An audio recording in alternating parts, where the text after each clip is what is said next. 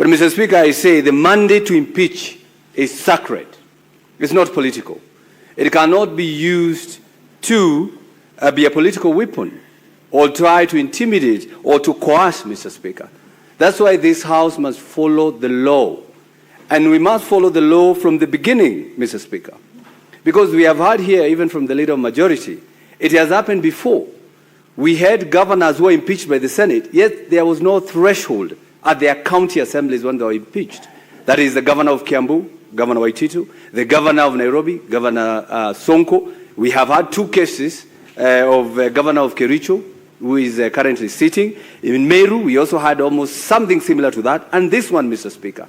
So we should use this opportunity, Mr. Speaker, to ask ourselves, now that we have seen there are rogue speakers out there in the county assemblies, do we enhance our standing orders to make sure that the speakers must stand here even before the governors stand to take an oath and say, yes, I'm here and I brought these numbers, and they can be held personally liable, Mr. Speaker, because we do not have to agree with anything that comes from the speakers from the county assembly if we are not given an opportunity to scrutinize, Mr. Speaker.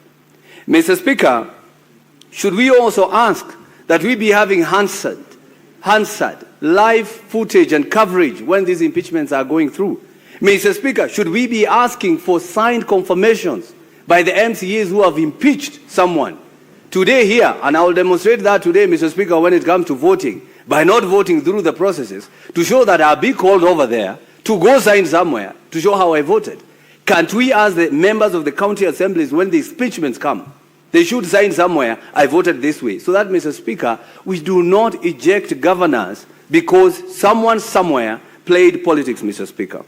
Mr. Speaker, so when I listen to this motion, I ask myself, do I proceed with this motion as it is? Do I proceed with the impeachment of these governors, of the governor of Nyamira as it is, Mr. Speaker?